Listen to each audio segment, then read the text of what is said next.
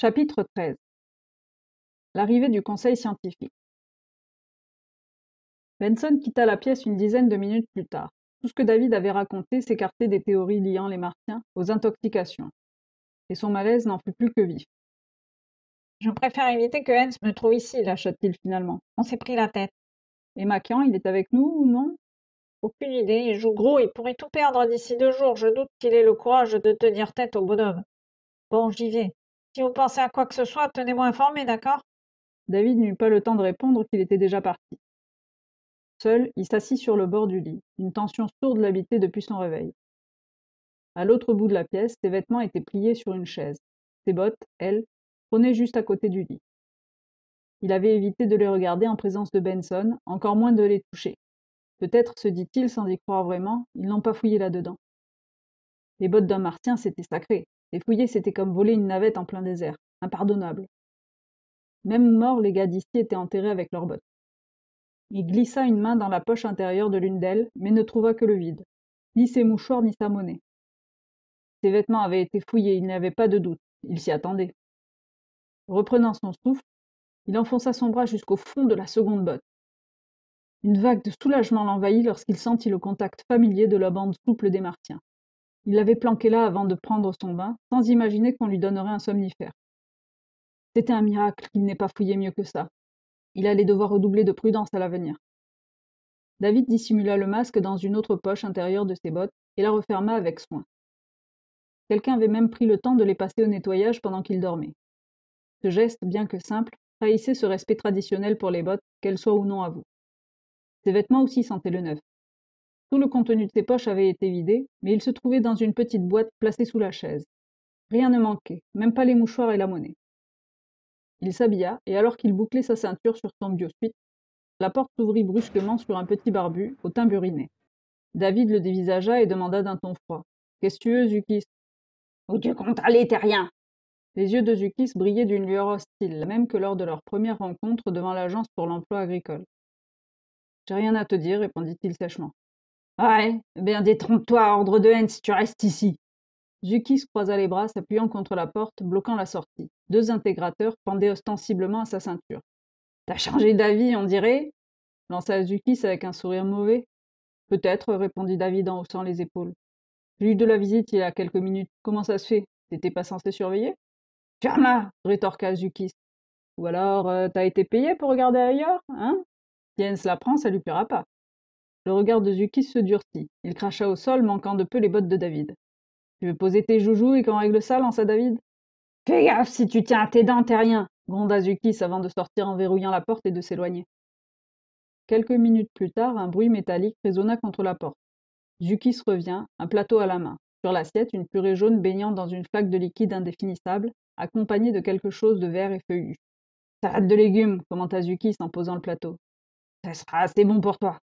Son pouce noirci reposait sur le bord du plateau, l'autre main cachée dessous.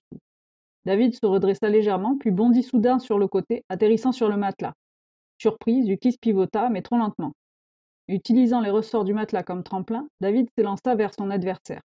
Il écarta le plateau d'une main et, s'appuyant sur ses jambes, pivota à ses hanches pour générer de la puissance au tranchant de sa main qu'il dirigea d'un mouvement fluide, rapide et contrôlé vers la carotide de Zukis.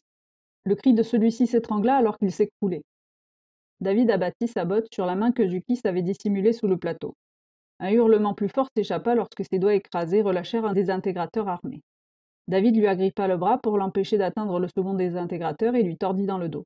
« Du calme, lança Davis, ou je te déboîte l'épaule. » Le coup avait tapé la trachée, perturbant le nerf vague et provoquant des signes d'étourdissement de Zukis. « Qu'est-ce que tu veux » gémit-il haletant. « Pourquoi cacher un désintégrateur sous le plateau ?»« Pour me protéger, rétorqua Zukis. « T'aurais pu profiter que j'avais les mains occupées. »« Alors pourquoi t'es venu seul? Tu aurais pu demander à quelqu'un d'autre d'apporter le plateau et toi tu surveillais. »« J'y ai pas pensé. » Mauvaise réponse. David tordit un peu plus le bras de Zukis, lui arrachant une grimace de douleur.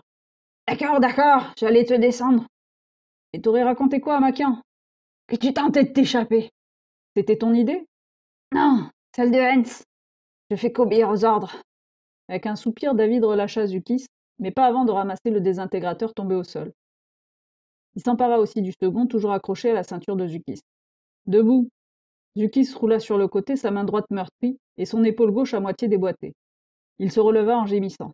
« Et maintenant, tu vas pas tuer un homme désarmé, non » tenta-t-il.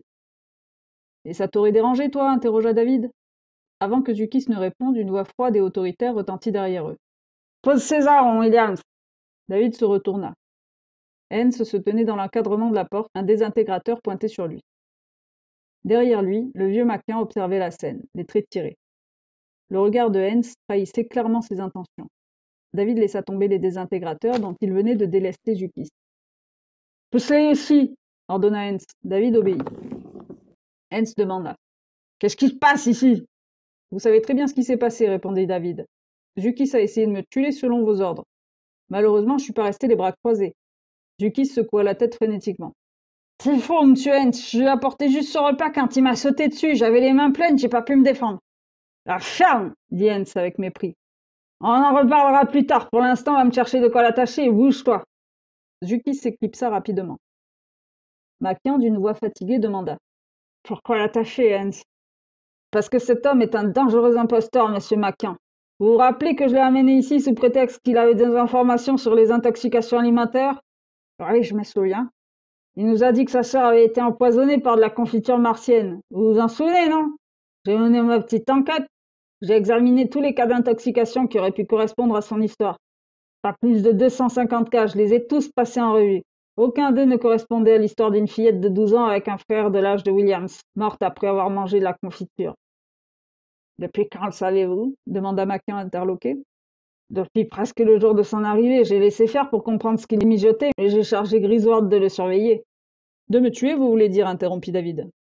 C'est comme ça que vous justifiez sa mort? Cet imbécile avait eu l'imprudence de veiller aux soupçons. Hens se tourna de nouveau vers Maquin. Ensuite, il a réussi à s'introduire chez ce naïf de Benson pour suivre l'évolution de notre enquête. Et enfin, il a quitté le dôme il y a 3 nuits pour une raison qu'il refuse d'expliquer. Mais c'est simple à expliquer. Il devait rendre des comptes à ses supérieurs, ceux qui tirent les ficelles. L'ultimatum est arrivé pendant son absence. Coïncidence? Je ne pense pas. Et vous étiez où? Lança brusquement David. Vous auriez cessé de me surveiller après la mort de Griswold? Si je m'esquivais pour faire un rapport, alors pourquoi ne pas avoir envoyé une équipe me chercher au lieu de m'abandonner dans la tempête? Maquin semblait perdu et commença. Eh bien... Mais David l'interrompit. Permettez-moi de finir, monsieur Maquin. Je pense que Hens était absent la nuit de mon départ, et peut-être même les jours qui ont suivi. Alors, où étiez-vous donc, Hens? Hens fit un pas en avant, la rage déformant son visage. David leva la main, prêt à utiliser son masque protecteur en cas de besoin. Maquin posa une main sur l'épaule de Hens nerveusement. « Je propose qu'on soumette ça au conseil. » Le conseil? Demanda David intrigué. « Ça ne vous regarde pas, grogna Hens. À ce moment-là, Zukis entra avec des colliers de serrage. D'habitude utilisés pour sceller des sacs ou des emballages, la fixation plastique se reconfigurait pour les rendre impossibles à détacher. « Tendez les mains !» ordonna Hens. David obéit sans un mot. Zukis, en ricanant, lui serra les poignets violemment. Le plastique fin entaillait déjà la peau. Une autre entrave s'enroula autour de ses chevilles. Calmement assis sur le lit, David serrait toujours son masque protecteur. La mention du conseil lui suggérait qu'il ne resterait pas prisonnier bien longtemps. Il se contenta d'attendre que les choses se déroulent. « Alors, c'est quoi cette histoire de conseil » répéta-t-il. Il n'aurait pas de réponse. Un cri parvint de l'extérieur et une mini-tornade bleue pénétra en coup de vent dans la pièce en hurlant. « Oui, Williams !» C'était la poisse, en tresse et en couleur. Elle n'accorda d'attention à personne d'autre qu'à David, assis sur le lit. Elle lui parla rapidement, sans reprendre son souffle. « J'ai appris que tu avais traversé une tempête de sable par Cérès, tu as dû cuire sur place, comment tu as tenu le coup, Elle venait de remarquer la position de David, se retourna vivement furieuse. « Par l'espace qu'il a saucissonné comme ça !» Hens, ayant repris ses esprits, saisit la poisse par le col avec violence et la souleva du sol. « Je t'avais prévenu, sale petite peste, que si tu revenais ici, je te... » On entendit un léger déclic. La poisse, avec un large sourire carnassier, exposa une main avec 2 petites plaques en contact, tandis qu'elle retirait tranquillement l'autre du col de Hens. « On me repose gentiment et on reste poli, ou on ne pourra même pas répondre devant le conseil scientifique. »« Par Mars !» s'exclama Maquin. « Hens, lâchez-la !»« Tire-toi !» gronda Hens en cherchant à s'isoler pour retirer ce qui avait été introduit dans son biosuite. « Pas question, nous sommes ici en mission officielle, mandatée par le conseil. Je vous présente le docteur Silvers. » Elle tourna la tête vers un homme grand et mince qui se tenait dans l'encadrement de la porte. Il avait les cheveux argentés et une moustache assortie. « Si vous n'y voyez pas d'inconvénient, intervint le docteur Silvers, j'aimerais m'occuper de la suite des opérations. Le gouvernement d'International City sur Terre a déclaré un état d'urgence général et toutes les structures agricoles sont désormais placées sous le contrôle du conseil scientifique. On m'a confié la charge du complexe Makian. Je m'y attendais, marmonna Makian dépité. Libérez cette personne, ordonna le docteur Silver. Il est dangereux, riposta Hens, revenant du coin de la pièce en jetant un petit explosif dans le couloir. J'assume la pleine responsabilité de cet acte. La poisse fit un saut périlleux et lâcha les deux connecteurs. Une détonation provint du couloir, suivie d'un petit nuage violet. Oups! Hens blêmit, mais ne prononça pas un mot. 3 heures plus tard, le docteur Silvers retrouva Maquin et Hens dans le bureau de ce dernier. Je veux examiner les registres des 6 derniers mois et discuter avec le docteur Benson sur l'évolution de ses recherches concernant l'affaire des contaminations. On a 6 semaines, pas un jour de plus. 6 semaines! Explosa Hens. Vous voulez dire quelques heures? Non, monsieur, si on n'a toujours rien au moment où l'ultimatum expire, toutes les exportations alimentaires martiennes seront suspendues. Et on ne renoncera pas tant qu'il y aura une chance. Par l'espace, grogna Hens. Ça va provoquer la famine sur Terre. Pas avant 6 semaines, rétorqua le docteur Silver. Les réserves tiendront ce temps-là à condition qu'on rationne. Ce sera la panique, les émeutes, objecta Hens. Exactement, répondit le docteur Silvers d'un ton sombre. Ce sera désagréable. Vous allez détruire le syndicat des agriculteurs, se lamenta le vieux Maquian. Il est déjà fini, répliqua le docteur Silvers.